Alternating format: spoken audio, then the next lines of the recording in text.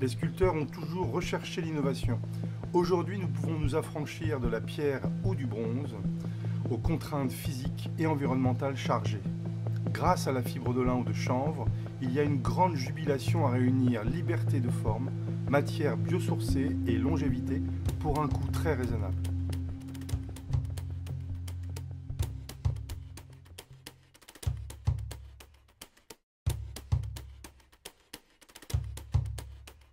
Cette étoupe là qui, elle, est du chanvre. Et on va voir que le chanvre et le lin ont pas mal de points communs, y compris de résistance, puisque les cordes de marine. L'un, fibre de civilisation, présenté par moi-même, Albéric Lemas, alternant au service culturel, et Hervé Delamarre, artiste à vrai.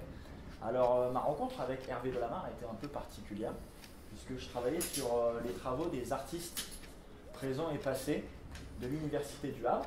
Et il s'avère que Hervé Delamarre a, lors de l'année 1993, eu des travaux pour l'UFR des sciences et techniques, dont il lui reste 3 œuvres qui perdurent de manière forcément pérenne au sein de la fac. Et ma rencontre avec Hervé Delamarre s'est faite de manière naturelle, dirons-nous culturelle, puisque finalement, ça a été la rencontre avec cette matière, qui est le lin. Vous ne connaissez pas le lin, moi j'ai été estomaqué face à ces œuvres, qui j'étais vraiment très loin d'imaginer qu'on pouvait faire ça avec le lin, très loin d'imaginer que ça pouvait être une matière à prendre en compte pour les œuvres futures, et je trouve que cela relève d'un véritable enjeu.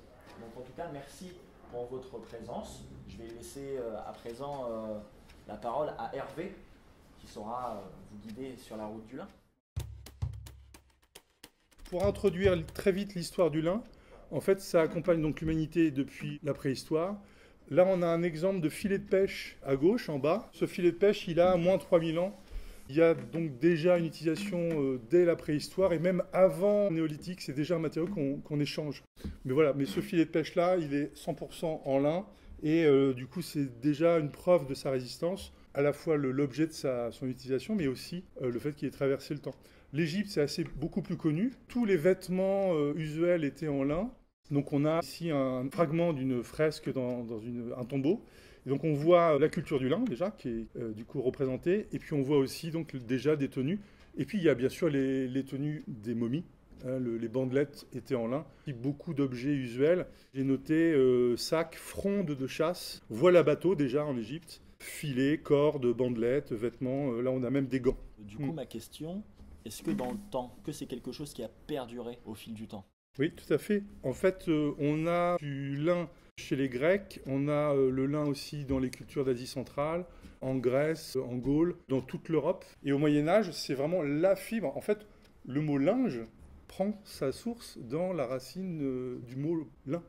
C'est-à-dire lin, ligné aussi, linéaire, puisqu'en fait le métier à tisser, c'est une histoire de ligne. Et donc il y a énormément de mots, linceul. Le lin va traverser toute l'histoire, bien sûr, du vêtement, soit funéraire, soit bien sûr pour le commun des mortels. Et même le vêtement aussi, là on a un exemple parfait, et même un exemple cauchois au milieu. Là c'est un lin qui est moins raffiné, qui est moins onéreux. On a 12 fibres au centimètre pour le lin commun. Et puis pour le lin précieux, c'est 28 au centimètre, voire 50. Alors là c'est les très grandes de ce monde qui ont 50 fils au centimètre sur la trame du tissu.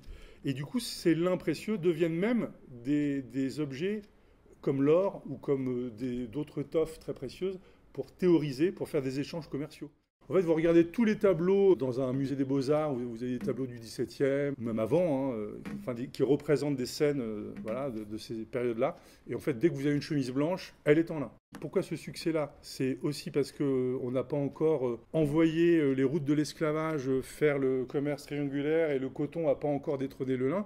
Et le bon sens du lin, bon, on l'a vu, je ne vais pas répéter, c'est une fibre qui est connue depuis très longtemps, sa solidité, etc. Mais il y a aussi une histoire, grâce au symbolisme chrétien, c'est une fibre qui est plus noble que les fibres animales parce qu'elle vient de la terre. Et en plus, on n'a pas besoin de la teinter, contrairement à d'autres fibres, pour qu'elle devienne blanche.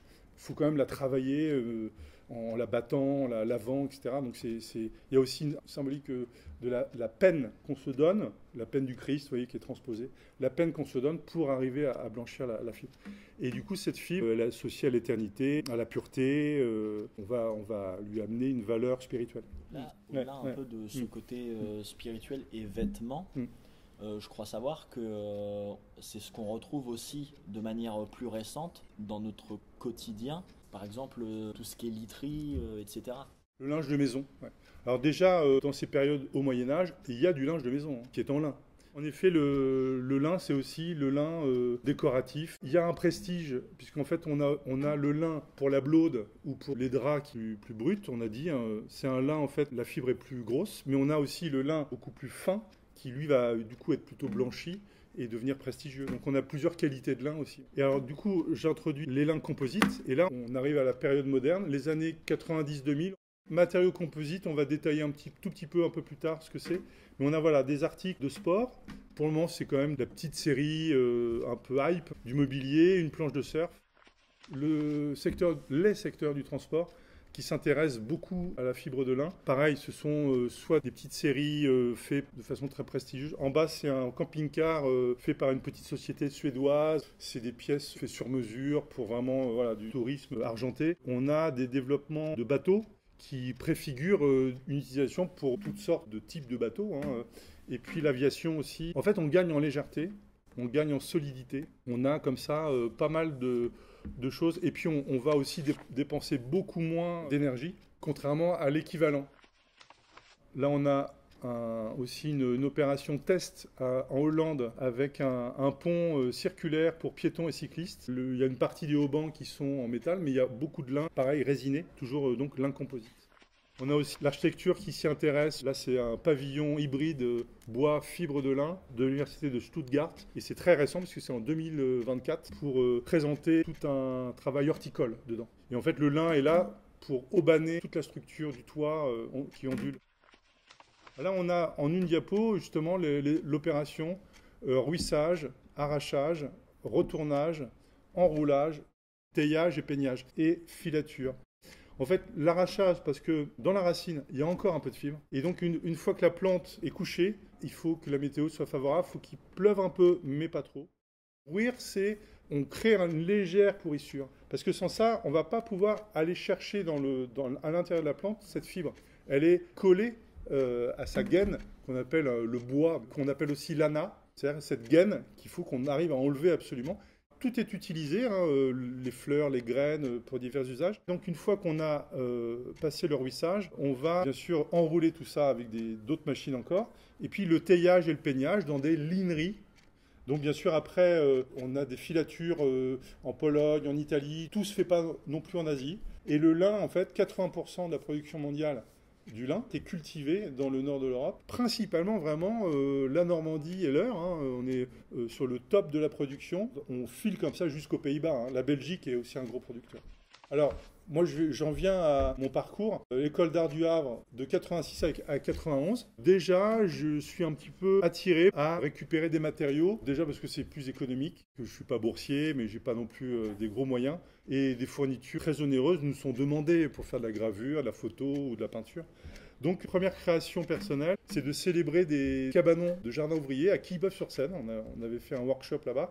Déjà, les cabanes, c'est déjà de l'upcycling, c'est-à-dire on va recycler des matériaux et on va emmener vers le haut un restant de carcasse qui est d'ailleurs souvent abandonné. À l'époque, il y a encore beaucoup de décharges en plein air. Et là, sur les sites périphériques urbains où il y a souvent d'implantés historiquement des jardins ouvriers, il y a aussi pas mal de décharges sauvages. Donc les jardiniers vont, puisque c'est des jardins sociaux, on va récupérer une palette, une carcasse, et on va essayer d'optimiser. Donc moi je célèbre mon sujet, c'est l'architecture des jardins ouvriers, sur les mêmes supports que les jardiniers utilisent. Célébrer le lieu avec les matériaux du lieu. La suivante, c'est finalement la même histoire. En voulant prolonger cette aventure-là, je découvre qu'il y a pas mal de friches industrielles au Havre. Surtout celle qui a retenu mon attention en 88, c'est l'usine d'extrait Tinctorio, dans le quartier Vallée-Béreux. Il y a eu 8 ans de friches, c'est l'industrie de la teinture naturelle et aussi de l'industrie coloniale. Hein. Et donc je travaille de la même façon sur la friche. Je récupère en fait des matériaux et je décide de célébrer la friche avec les matériaux récupérés, c'est-à-dire une espèce de goudron orangé noir hein, que j'arrive à diluer et qui est en fait un extrait de tinctorial que négociait l'usine. Et les supports sont aussi des supports récupérés dans l'usine, des vieux papiers comptables barrés d'un crayon bleu. Je finis un petit peu ce parcours-là dans les années 90-95. Donc il y a aussi du vieux zinc qui est encastré dans des échelles ou des tréteaux sur lesquels je célèbre les friches plus ou moins en ruine. À un moment donné, je clôture dans les années 95 tout ce parcours-là avec les peintures qu'évoquait Aldric tout à l'heure, donc notamment Processus Programma, le triangle qu'on voit là en haut, qui est à la fac et qui s'inspire du chantier de construction de la fac. Et le tréteau qui est sous mon tableau triangulaire, c'est un tréteau d'une entreprise de travaux publics, mais qui a été détruite pour faire la fac dessus. Donc il y a une espèce de boucle comme ça, de croisement de notions entre destruction, construction. Et même le gros œuvre d'un chantier d'architecture, il y a quelque chose de foutraque qui peut faire penser un peu de loin à une ruine. Tant qu'il n'y a pas de vitres dans l'enceinte des fenêtres, on pourrait dire mais c'est en train d'être démoli, ou enfin ça a été cassé, brisé, ou c'est en train d'être construit. Hein. Il y a un côté comme ça inachevé. Si on voit les grues qui s'activent, on a la réponse bien sûr. Donc le plaisir de transmettre tout ça, la récupération, les arts plastiques, c'était au même moment que j'étais étudiant. C'était la grande époque des centres de loisirs d'échange culturel qu'on a appelé les CLEC. Et il y avait des opportunités de travailler, des cours hebdomadaires. Donc j'ai commencé comme ça. Là, on est dans mon atelier sur Harfleur. C'est des cours adultes ou enfants où on va aussi faire du recyclage. On peut passer. Alors du coup, on voyait les enfants faire des sculptures en pâte à papier. En fait, ça m'a donné envie de mettre un peu de côté la peinture et de faire la sculpture en papier mâché. Donc ça, c'est une série d'expos où les spectateurs, on les voit en haut à gauche, pouvaient aussi dessiner sur le lieu d'expo à partir de taches d'encre, puisque moi, mes sculptures, je les faisais à partir de taches d'encre. La tache d'encre donne une idée de chimère étrange que je finis par dessiner, puis par faire en sculpture. Voilà. Donc là, on est dans l'univers de la fibre, mais pas de la fibre de lin, ni de chanvre, mais de papier journaux. Hein, la pâte à papier, bien sûr, c'est la fibre de journal. On a un petit peu de symboliser en fait le papier mâché à gauche. Et puis si on rajoute de l'argile, on bascule sur une technique que j'ai appelée le papier terre ou l'argile cellulose. J'ai découvert qu'on pouvait recycler aussi des restes d'argile, ne serait-ce que chez un céramiste, il y a énormément de déchets d'argile. Et on a une technique qui va bien sûr être mise sur une armature. On va pouvoir avoir quelque chose de relativement léger. Si on fait des grands volumes, ça va commencer à être lourd. Et si on sature ça d'huile de lin, ça tient dehors. Donc ça, c'est du coup une des premières sculptures que j'ai fait pour une expo que vous avez peut-être vue au Jardin Suspendu. J'ai déjà la réponse parce que je vois des visages de gens que je connais qui étaient médiateurs de l'expo. Merci d'être venus. Il y a des prémices à l'envie de faire des sculptures en plein air, mais qui n'ont pas duré. En haut à gauche, 2002, c'est un symposium de sculpture où je fais une sculpture en plusieurs matériaux, mais principalement, c'est une espèce de forme un peu à la fois scarabée, à la fois phallique, et c'est du bois sculpté. Et en fait, j'ai vu que le bois, c'était long, un peu feignant le Hervé, plutôt envie de faire des choses plus rapides et efficaces. La cire d'abeille, à ce moment-là, j'en fais. Et je me dis, bah tiens, après tout, symboliquement, mais j'aime beaucoup la noblesse aussi de tout l'univers autour du miel, des abeilles. Donc je vais essayer d'adapter des sculptures en cire d'abeille pour que ça puisse tenir dehors. Et en fait, ça a marché, mais la matière est quand même assez onéreuse. Donc c'était des petites pièces et je faisais un mélange avec une cire végétale, le Kernobas, qui a un point de fusion inverse. La cire, c'est 38 et le Kernobas, c'est 83. Donc du coup, je commençais à avoir une cire qui tenait plutôt quand même mi-ombre que plein soleil. J'ai un peu mis de côté quand même cette histoire-là. J'ai commencé à faire des pièces un peu plus grandes en fil de fer, mais pas convaincu parce que l'aspect un peu comme ça, ligaturé, me plaisait moyen. En 2010, pour l'expo Chimère Nuages d'encre, là cette fois-ci à l'ouverture de la Forge, à Harfleur, l'expo avec les petites taches d'encre. En haut, ici, on voit deux images des deux côtés de la sculpture. Et en fait, c'est du chanvre qui est encollé sur une base de papier mâché. Et puis, entre 2010 et 2015, il y a un ensemble d'essais aussi sur mes ateliers avec les gens qui viennent en loisir faire des choses. On commence à expérimenter un peu plus le chanvre. Tiens, sur un petit arbre qui doit supporter des bijoux un peu lourds, c'est mieux de faire du chanvre que du papier mâché. Ça va être beaucoup plus souple et solide. Ça a un effet fibreux qui rappelle le bois. C'est chouette comme tout.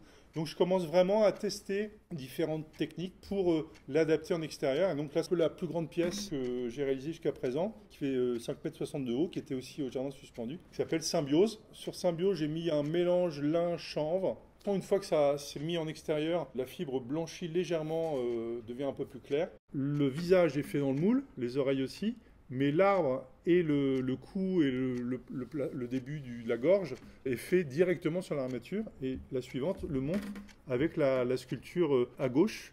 Là, le visage est beaucoup plus brut. L'autre visage, au milieu, est fait avec une fibre plus courte. Et les galets sont aussi faits avec de chanvre, mais aussi de fibres papier. Alors des fois, je mets aussi un petit peu de cendre pour m'aider à affiner mon chanvre ou mon lin qui est coupé très très très court. Du coup, il y a pas mal d'étapes de ponçage. Si on veut un truc bien plat, faut revenir nombreuses fois, poncer, remettre. C'est un peu les étapes pour les galets. Voilà. Et là, on a 4 images. L'étoupe très brute. Un détail de la plume qui est ici. Une sculpture récemment inaugurée à Gonfreville, Mandela, la figure de Mandela, sur laquelle il y a un aspect brut, plutôt les cheveux, puis un aspect plus proche du visage qui est ici. Là, je détaille très vite les étapes pour faire Symbiose. Donc là, c'est de l'argile. Voilà, c'est de l'argile. En fait, c'est une technique qui est utilisée depuis très très longtemps. Dès la préhistoire, on connaît ces histoires de moulage, ne serait-ce que quand on arrive à l'âge du bronze, toute la fonderie d'art traditionnelle qui est encore utilisée beaucoup, pour faire des petites pièces, on va utiliser un système de moule qui sert plutôt qu'une fois. Donc là, de l'argile quantité qui sera récupérable, puisqu'on ne va pas le faire sécher, on va l'empêcher de sécher, sur une armature en bois, qui est aussi récupérable. Bien sûr, il y a toutes des étapes que je n'ai pas détaillées là, mais pour mettre le moule, là, le matériau est loin d'être écologique, je vous le concède, c'est du silicone. Alors, ce n'est pas du silicone spécial moulage, je détourne pour des raisons de coût aussi, c'est du silicone tout à fait ordinaire pour faire les contours de joints de lavabo ou de fenêtres. Ce moule souple, c'est comme une peau, il faut absolument qu'elle soit tenue, d'où tous les petits tasseaux de bois autour. Une fois que j'ai ce moule, je peux du coup encoller soit des fibres courtes, on l'a dit, ou des fibres longues, dans le moule par strate. Le terme technique, c'est stratification en fait. Donc là, on est en train de démouler, d'assembler. On peut passer. Et voilà, je rallonge le cou avec cette fois-ci une armature en tasseau. Et puis pour les racines, ça sera du métal qui sera recouvert aussi de lin. Donc ce qui fait que cette sculpture-là, elle se démonte en 6 morceaux. L'arbre, il est en 2 morceaux pour aller être transportable sur un toit de voiture. Le torse, la tête, c'est relativement léger puisqu'il n'y a quasiment pas d'armature. En fait, j'ai mis des bourrelets de lin à l'intérieur pour gainer et créer une espèce d'armature. Il y a quand même une barre d'acier qui traverse tout et qui sert à ce que les racines s'encastrent dedans. Donc voilà, le Mandela qui reprend le même principe de moulage. C'est le meilleur moyen pour chercher. Je pourrais chercher le visage de cette taille-là directement en lin, mais je n'aurais pas quand même la réactivité de l'argile. Pour trouver le visage, j'ai besoin de travailler ça sur 1 semaine, 2 semaines, 3 semaines. J'en sais rien en fait. Il faut que le lendemain matin ou le surlendemain, je puisse rebouger l'argile pour être sûr de enfin trouver le regard ou le nez, etc. Donc ça demande du temps. Le lin va sécher. Donc ça, je vais plutôt, ça va me retarder plutôt que de m'avancer. Sauf si j'invente un visage comme on l'a vu tout à l'heure, un peu brut. On peut revenir à l'histoire un tout petit peu avec les diapos suivantes. Le lin composite parce qu'on compose un matériau. Il y a cet ancêtre-là, 350 ans avant Jésus-Christ, les armées d'Alexandre le Grand. En réalité, il y a aussi des témoignages chez les Assyriens, les Nubiens, les Perses, les Phéniciens, les Romains, etc. Donc cette utilisation d'armure, elle est quand même très connue. Peut-être qu'Alexandre le Grand a été un des premiers à prendre l'avantage sur son concurrent, son ennemi. Petite parenthèse rapide sur les stratifiés plus connus aujourd'hui. Dans les années 40, on sort de la guerre, la pétrochimie va avoir un essor gigantesque et on a des matériaux qui vont mettre à mal le chanvre qui est extrêmement utilisé et aussi le lin. Et donc, dans ces nouveaux matériaux qui émergent, qu'on va appeler donc matériaux composites, qui sont en fait de la fibre de verre. Donc, bilan carbone de la fibre de verre, c'est assez méchant quand même à fabriquer. Donc, cette fibre de verre, elle va remplacer, donc, si on veut faire une comparaison avec le torchis, la paille. Et on va utiliser une résine, soit de la résine polyester, soit de la résine époxy, avec bien sûr énormément de solvants, donc on a intérêt à se protéger, pour remplacer, si on veut comparer à nouveau avec le torchis, l'argile. Donc cette résine est souvent un bicomposant, elle va se durcir en général en 10 minutes, on peut mettre toujours des retardateurs, on peut mettre aussi des pigments, etc. Et elle va solidifier, donc on a dans le mobilier design de l'époque une chaise qui est devenue un standard du design, la chaise Vitra de Charles et Ray Eames en 1948. Alors on a aussi une grande figure dans l'art qui va être un des précurseurs à utiliser ces techniques de composite moderne en polyester. C'est en plus un vrai, c'est Jean Dubuffet. Avec son équipe bien sûr, il va développer petit à petit des œuvres de très grande dimension. Donc c'est un exemple parmi plein d'autres. Niki Saint-Phal aussi va faire ces nanas mondialement connues en composite. D'ailleurs, elle ne se protège pas les bronches et elle va en mourir, elle va souffrir toute sa vie de problèmes respiratoires. Et puis arrive dans les années 2000, alors en fait ça a démarré 10 ans plus tôt, ici dans cette université en plus, il faut que je cite les noms. C'est Joël Bréard qui est actuellement à l'université de Caen et Claudine Morvan à l'université de Rouen actuellement, qui dans les années 90 ici vont être dans un laboratoire de recherche pour générer une étude autour de ces composites à base de fibres de lin. Ils vont travailler aussi avec Déon, on va en parler un peu plus loin. Ces composites vont émerger vraiment fin 90, années 2000, notamment dans le design. Et puis, on l'a vu tout à l'heure, aussi dans le transport. Il y a énormément de sous-familles. C'est-à-dire qu'on a aussi du composite de lin avec une colle à base d'amidon, donc c'est hyper écologique, mais ça se travaille dans des presses à chaud, ça peut se recycler à 100%. Mais on a aussi le composite de lin où finalement on prend du lin, on met de la résine polyester qui pue, on fait un peu plus de greenwashing que de matériaux vertueux. Mais c'est déjà un plus.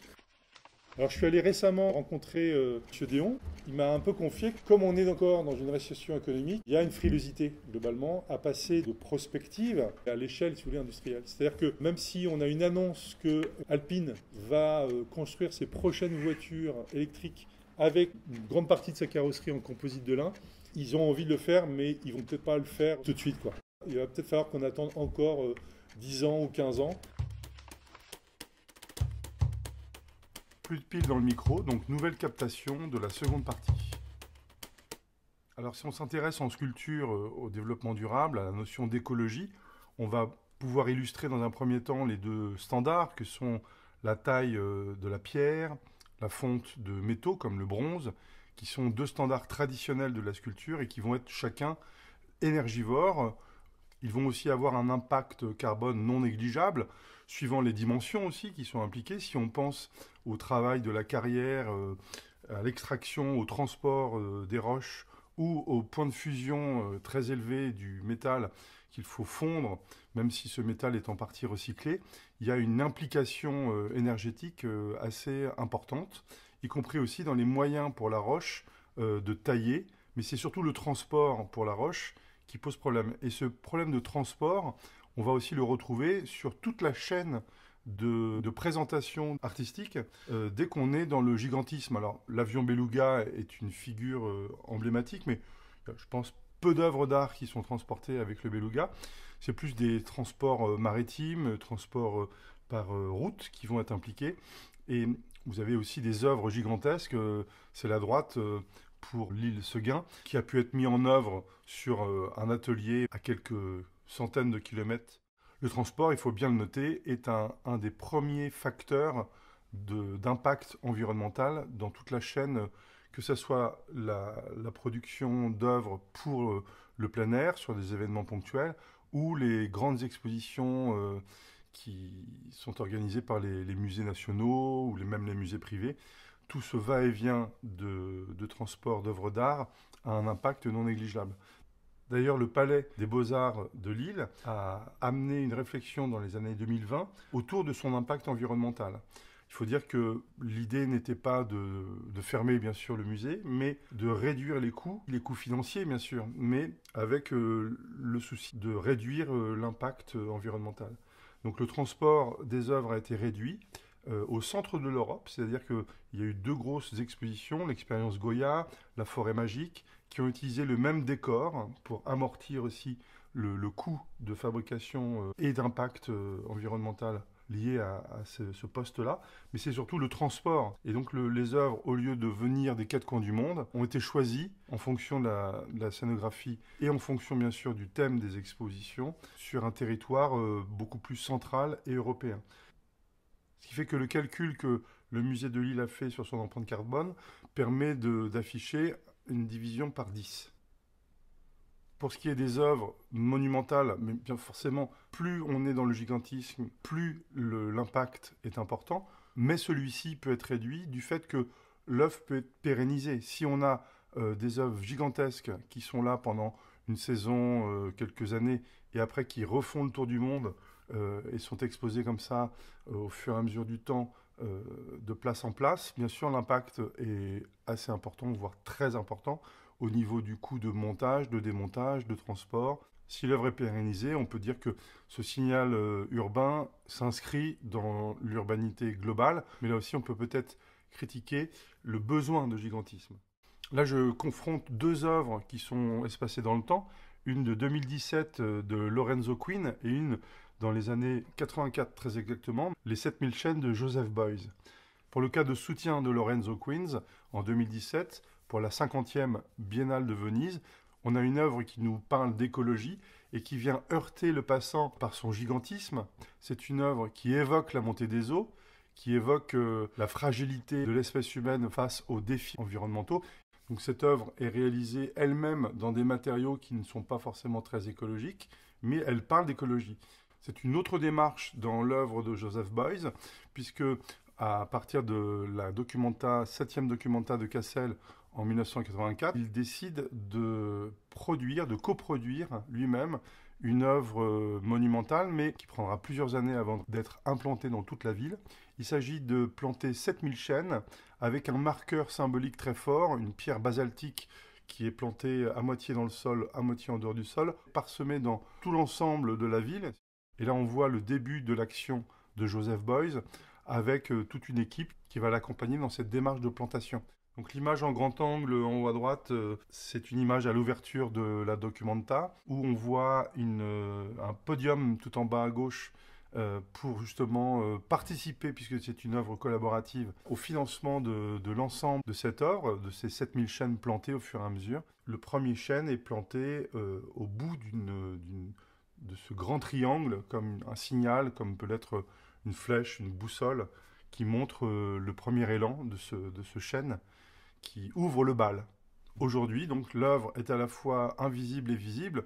Invisible parce que les arbres sont parmi d'autres arbres dans la ville. Sauf que là, chaque pierre basaltique, qui renvoie aussi à la culture celtique, à la force vitale des éléments, vient comme un marqueur signaler que cet arbre fait partie d'un ensemble, l'ensemble de ces 7000 chênes. On peut noter aussi que symboliquement, les pierres qui semblaient assez massives par rapport au jeune arbre fraîchement planté deviennent des pierres qui sont ramenées à une fragilité puisque l'arbre prend au fur et à mesure de sa croissance l'ampleur de l'espace vis-à-vis de la pierre. Alors même si mon propos n'est pas de faire l'inventaire de tous les artistes ultra engagés dans une démarche écologique, que ce soit dans le fond comme dans la forme, on l'a vu avec Lorenzo Queen, peut-être que l'intention est là, mais il ne s'applique pas forcément à lui-même une réflexion écologique. C'est davantage le cas dans Joseph Beuys, et on pourrait dire que chez Hundertwasser, c'est totalement le cas. C'est quelque chose qui a traversé littéralement toute son œuvre, des œuvres faites sur des papiers recyclés, une implication très importante, alors qu'il n'a pas véritablement de formation d'architecte. Il va au fur et à mesure des années, à l'échelle internationale, œuvrer pour plus d'écologie dans l'urbanisme, avec une réflexion sur la dictature de la ligne, et puis surtout une végétalisation en terrasse, une réflexion sur la récupération d'eau de pluie, qui est déjà extrêmement novatrice. Donc je ne pouvais pas ne pas parler d'Hundertwasser. Du côté des jeunes générations d'artistes, on a par exemple dans l'art numérique, dans la projection qu'on appelle le mapping, Johanny Lemercier, qui travaille avec Juliette Bibas. Donc le duo forme le studio Lemercier. C'est un artiste qui a pu être présenté au Havre, au festival Exhibit sur la dernière année, une exposition rétrospective importante qui a marqué beaucoup les esprits. C'est aussi un artiste qui va revendiquer son militantisme environnemental sur des événements ponctuels avec des associations altermondialistes comme Extinction Rébellion. Donc c'est dans cette démarche militante que le studio Lemercier va présenter Slow Violence à partir de 2019, qui est une installation audiovisuelle qui retrace l'impact environnemental absolument gigantesque en Allemagne d'un forage de lignite à l'échelle du paysage, vous voyez bien les images, et qui met en péril l'une des dernières forêts primaires du centre de l'Europe. Parallèlement à cette démarche militante, Johanny Lemercier va engager aussi une démarche sur lui-même, commencer par soi-même aussi à remettre en cause ses pratiques. Et donc, sur le moyen long terme, il va décider d'intégrer, par exemple, un recyclage de l'eau de pluie dans son studio, de produire lui-même avec des panneaux solaires l'électricité, mais surtout de diminuer sa consommation avec une autre façon de travailler. Le chauffage avec une pompe à chaleur, moins d'avions aussi, puisque son implication, c'est un artiste qui est mondialement connu, l'invite à voyager de par la planète. En 2018, il parcourt 62 000 km en avion, et en 2020, il ne parcourt plus que 840 km, avec l'idée à l'avenir de diminuer les coûts de déplacement à zéro, avec projet même dans l'avenir d'avoir aucun déplacement et de travailler à distance. On peut être sûr aujourd'hui que beaucoup d'artistes et de plus en plus d'artistes s'intéressent et vont s'intéresser à l'impact écologique, à leurs pratiques écologiques et aussi bien sûr à un propos qui défend de plus en plus l'éthique et l'écologie. Et on peut croiser des ouvrages tout à fait intéressants qui brassent l'ensemble du sujet, notamment avec l'illustratrice Valérie Belmokhtar, qui est autrice d'un livre sur le sujet en 2022, qui s'inscrit complètement dans une réflexion globale de l'artiste et du vivant. On a un ensemble d'exemples d'artistes, auteurs ou autrices qui illustrent chaque propos. Valérie Belmokhtar va détailler un certain nombre de points extrêmement importants, judicieux, comme s'inspirer du vivant mais sans le dominer, le piller et le coloniser. Réutiliser, recycler, sans polluer, se détourner du gigantisme dans l'art, réfléchir aux coûts énergétiques dès la production de l'œuvre jusqu'à son ou ses transports, s'éloigner de la compétition pour privilégier la création collaborative locale entre artistes et avec des publics, favoriser l'échange, la transmission des savoirs, intégrer la création dans son territoire, notamment avec des tiers-lieux, la création de tiers-lieux, ou favoriser des circuits courts, créer sa cabane, ce qu'elle appelle sa cabane, son propre circuit de diffusion locale, puisque chaque territoire peut être différent. Et enfin, sortir des circuits de l'art standardisés, du marché de l'art, de l'ethnocentrisme culturel et des schémas du patriarcat. Ça, c'est un énorme sujet qui pourrait faire l'objet d'une exposition, d'un livre ou d'un film. Privilégier donc l'utopie face à la dystopie. En effet, réenchanter le monde, ça c'est quelque chose de fondamental sans doute pour les années à venir. Et puis je fais aussi référence au livre auquel j'ai emprunté le titre, Le lin, fibre de civilisation, qui est un livre tout à fait intéressant sur l'histoire du lin de la préhistoire à aujourd'hui, ses applications les plus modernes. Et on retrouve de détailler tout ce que j'ai pu évoquer sur la première partie. C'est un livre qui est sorti chez Actes Sud en 2023, une production de l'Alliance européenne du chanvre et du lin. J'espère que l'ensemble de mon exposé vous aura intéressé et je vous remercie pour votre écoute.